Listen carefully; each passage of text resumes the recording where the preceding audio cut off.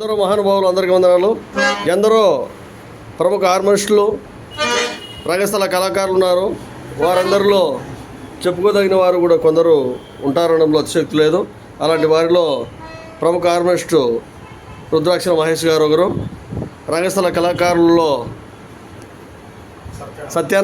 Artist Satyananda గారు కూడా ఆదంలో అనేక నాటకాలు వేస్తూ కళాపోషకుడుగా ఎన్నో నాటకాలు వేయించారు.